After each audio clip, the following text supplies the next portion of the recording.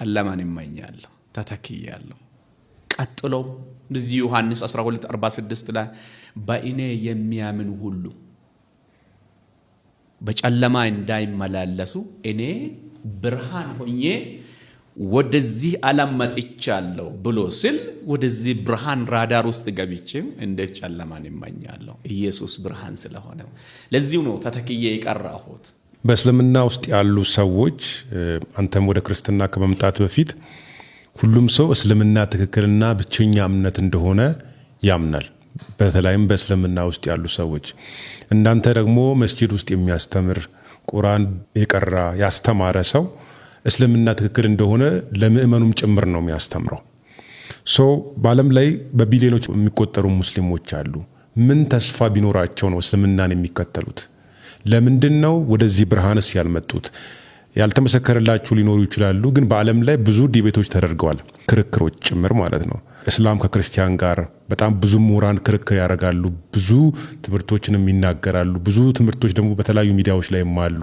አንተንም ጨምሮ ብዙዎች በእስልምና ዙሪያ የሚሰሩ ሰዎች አሉ በእስልምና ውስጥ ያሉ ሰዎች ለምንድነው ወደ ክርስትና ወደ ትክክለኛው እምነት ያልመጡት እንዲሁም ደግሞ ምን ተስፋ አድርገው ነው እስልምናን የሚከተሉት ለምንድነው ያልመጡት ብሎ ስል ይሄንን ዓለም የሚገዛ ሁለት መንግስት ነው አንደኛ የሸይጣን መንግስት ነው ሁለተኛ የእግዚአብሔር መንግስት ነው እግዚአብሔር መንግስት በክርስቶስ ኢየሱስ ነው የሸይጣን መንግስትም እየሰራ ነው በመድረቱ ላይ ለምን አልመጡም በራሳቸው መንግስት ውስጥ ስላሉ ወዳጆቻችን ብዙዎች እንዲህ ይላሉ እስልምና የነቢያት ሃይማኖት ነው ይሉናል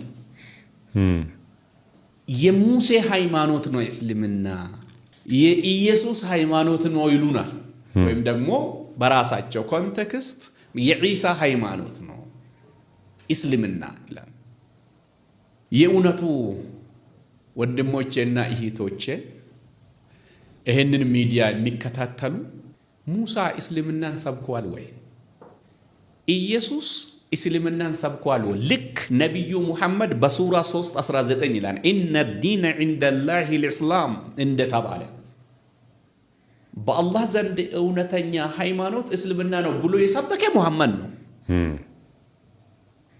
እስላም የሚባል ስም ራሱ የታወቀ በነብዩ ሙሐመድ በሳቸው የነብዩ الاسلام ነው የሚለው ነው ነብዩ አይደሉም እሳቸው የነሱ ነብይ ነው ወንድሞቻችን የሙስሊሞቹ ነብይ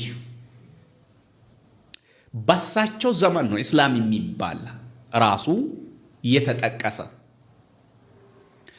ነገር ግን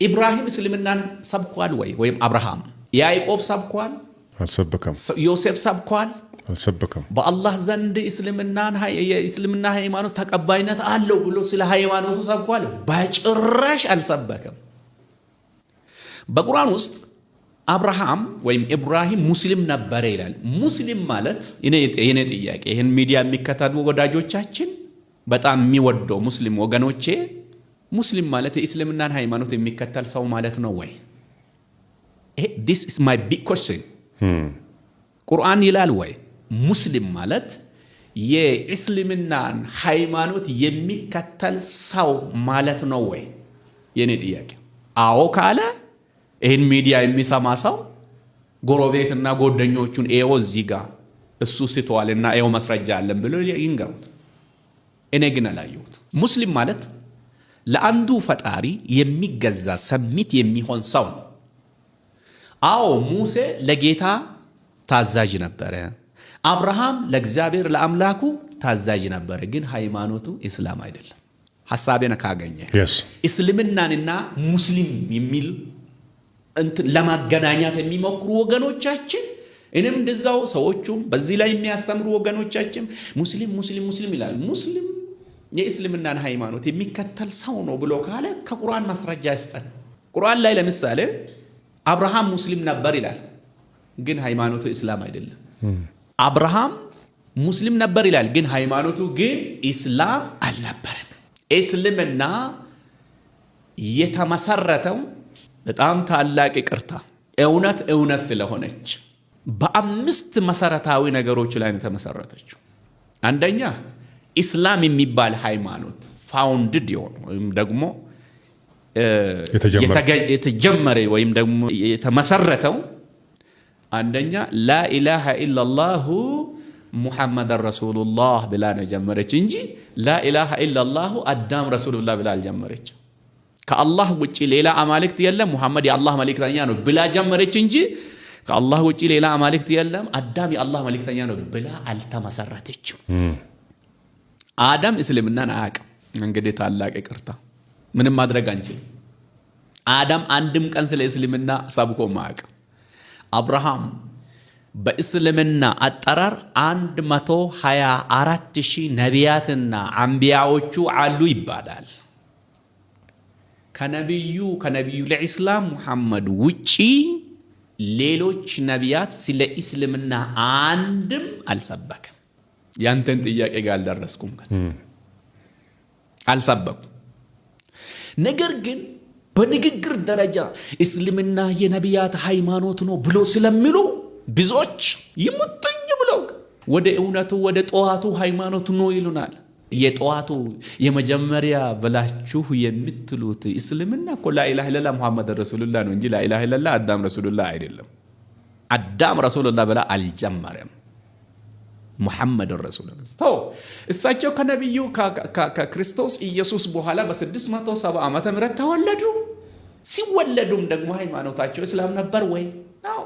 አባታቸውና እናታቸው አብደላህ ኢብኑ ሙጠሊብና አሚና እስላም ነበሩ ወይ ወላጆቹ? ነው አልነበሩም። ታዲያ እሳቸው ከማን ተማሩ? እሳቸው እስልምና ሃይማኖት ተከታይ ነው ለማለት ከየት ነው የምናገኘው? ከቁርአን አይሻ የታለ ደሊል አናገኝም። ደሊል ምን ማስረጃ አናገኝም። ስለዚህ ለምንድን ነው ያልመጡት? በአብዛኞቻቸው ያለ ማስረጃ ሳያው እኔ በቃ የአባቴና የእናቴ ሃይማኖት ነው ቅድም የሁለቱ መንግስት ቅድም ተጠቀስኳል። ያ ነገር ነው ያዛቸው። ምን አግኝተው ነው ያገኙት? ነገር የለም። ምንም አላገኘሁት። እኔ ራስ አንዳንድ ሰዎች እንዴት ነው የሚሉኝ? በብር ተገዝተ ነው የፈረንጅ ብር ገዝቶ ነው። ከብር በላይ ነው የተገዛሁት። እኔ ወርቅ አልገዛኝም። ከወርቅ በላይ ነው እኔ የገዛኝ።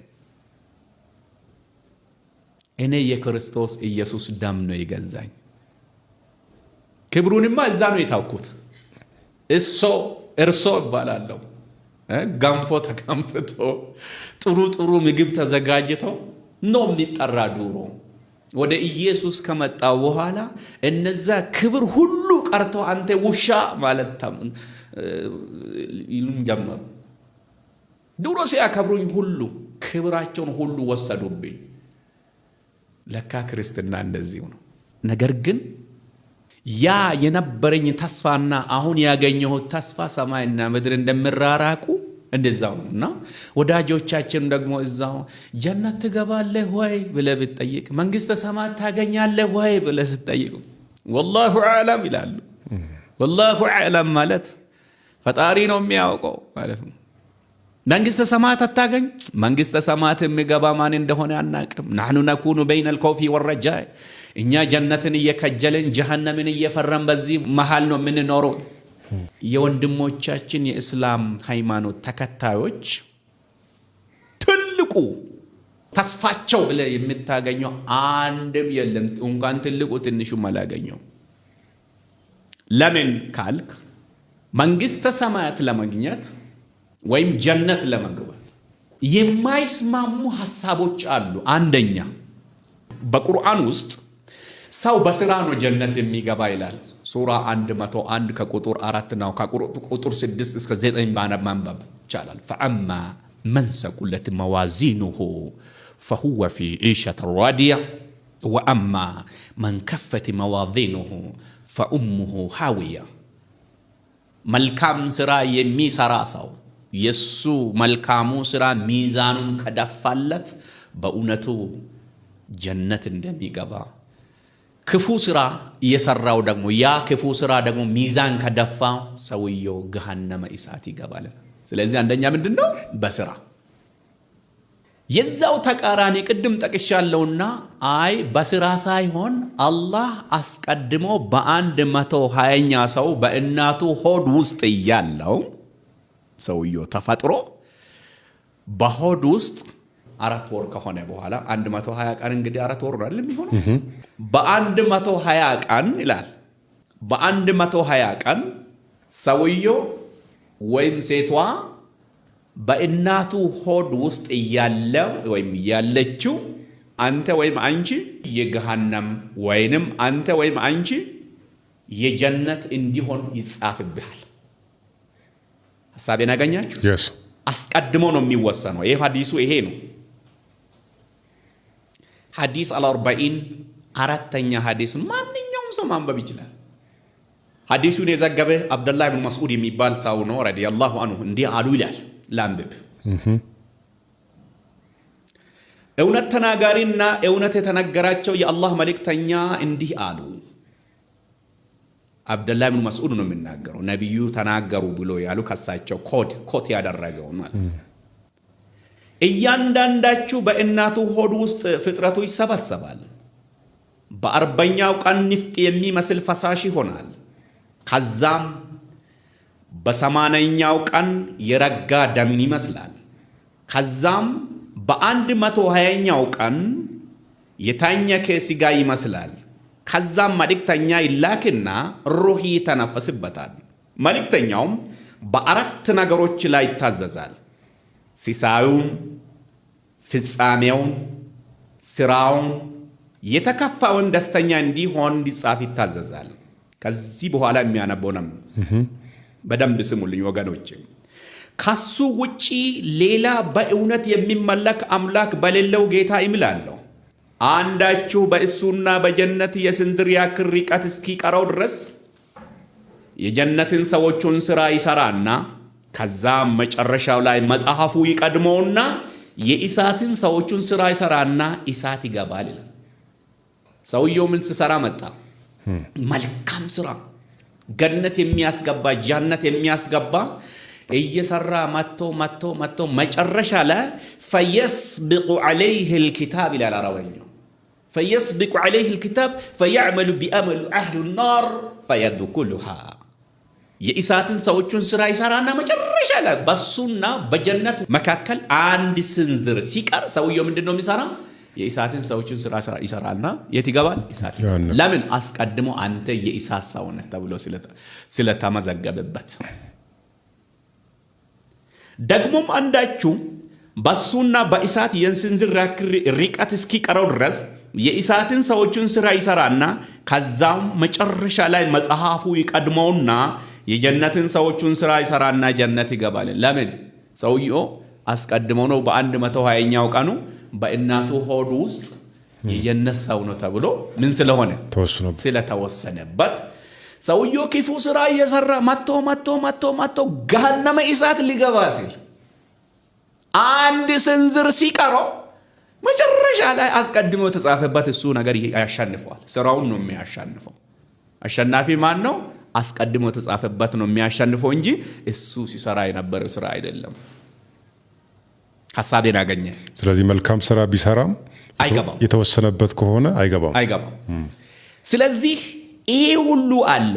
አሁን አንድ ወንድም ከእስልምናን ሃይማኖት የሚከተል አንድ ወገንን ብትጠይቅ አይቀበሉም። አንዳንድ ሰዎች ሐዲሱም ቡኻሪና ሙስሊም ዘግቦታል ይላል። ሐዲሱ ضعيف አይደለም። ሐዲሱ መውቁፍ ወይም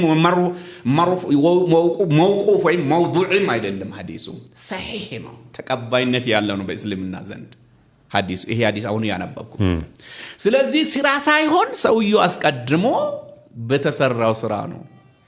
ምን ተስፋ አላቸው? ለምንድን ነው የማይመጡ? አላቅም። አሁን ተስፋ ይሰጣል ይሄ ለኔ? አይሰጥም። ይሄንን የሆነ ጊዜ ሰበኩ እዛ በነበርኩ ጊዜ። ከዛ እኔ የሚያስተምረው ልጅ ጠየቀኝ፣ ቆይ ባለፈው ጁምዓ የሰበከን ስብከት ወይም ዳዕዋ ያደረክልን ሰው አስቀድሞ በተወሰነበት ውሳኔ የሚገባ ከሆነ እኔ ለምንድን ነው የሚሰግደው ታዲያ ብሎኝ ጠየቀኝ። ለምን ሶላት ሰግዳለሁ? ለምን ኢባዳ አደርጋለሁ? ወይም ደግሞ መልካም ሥራ ለምን ሰራለሁ ብሎ ጠየቀኝ። መልሴ ምንድን ነው? የለም። እንዲህ አይነት ጥያቄ ሲመጣብን ላ ተቅነጡ ሚን ረሕመቲላህ ስለምንባል ከአላህ ረሕመት ወይም ከአላህ እዝነት ተስፋ አትቁረጡ ስለምንባል በዛው ነው። ስለዚህ ማናቸውም ብትጠይቅ ስለ መንግስተ ሰማያት ያለው ወጥ የሆነው ነገር ለምሳሌ እኛ አሁን እኔ እንደ አብዶ መንግስተ ሰማያት በማን ነው ተብዬ ቢጠየቅ በክርስቶስ ኢየሱስ ነው። አለቀ። ባንተ ስራ ነው አይደለም። መንግስተ ሰማያት ክርስቶስ ኢየሱስ በመስቀል ላይ በሰራልን ስራ አለቀ። ሮሜ 10:9 ላይ እንዳለው ኢየሱስ ክርስቶስ ጌታ እንደሆነ በአፌ ሸሃዳ ገብቼ ወይንም ደግሞ መስክሬ በልቤ አምኜ ኢየሱስ ክርስቶስ እንደሞተ እግዚአብሔር ከሙታን መካከል እንዳስነሳው በአፌ መስክሬ በልቤ አምኜ ዳንኩ። ሌላ ስራ ሁሉ የጨረሰልኝ ማን ነው? እሱ ራሱ ክርስቶስ ኢየሱስ። አለቀ። እዚህ ግን አንዱ ስራ ነው የምለው፣ አንዱ ደግሞ አይ ስራ አይደለም አስቀድሞ በተወሰነብህ ነው የምለው። አንዳንድ ሰዎች አንዳንድ ሐዲስ ደግሞ እንደውም መጨረሻ ልትሞት ስል ነፍሲ ልትወጣ ስል ማን ቃለ ላ ኢላሃ ኢለላህ ሙሐመድ ረሱሉላህ ሙኽሊሰን ቢቀልቢ ደኸለ አልጀና ላ ኢላሃ ኢለላህ ሙሐመድ ረሱሉላህ ብለህ ከሞት ጀነት ትገባለህ ይላል። አይገናኙም ሐሳቦቹ። ምን አግኝቶ ነው ወደ ኢየሱስ የማይመጡ የምለው? አንደኛ ያሉበት መንግስቱ ይከለክላቸዋል። የኛ ጸሎት ያስፈልጋል። ወንድሞቻችን ኢየሱስን እንዲያውቁ እግዚአብሔር ከሰማይ ወደ ምድር የላከልንን ክኒን መድኃኒት የሆነው ክርስቶስን እንዲያውቁ የኛ ጸሎት ያስፈልጋል። እኔ የዳንኩት ብዙ ሰዎች ጸልዮልኛል። እኔ ወደ ክርስቶስ የመጣሁት ብዙዎቹ ስለኔ ጸልየዋልና የኛ እገዛ ያስፈልጋል። የክርስቲያኖች ጸሎት ያስፈልጋል። ሙስሊም ወንድሞቻችን በዲቤት ብቻ አይደለም ወደ ጌታ የሚመጡ። አንድ ነገር ልጨምርልህ። yes please። እኔ የነበርኩበት መስጂድ የሆነ ጊዜ የሆነ ነገር ተከሰተ።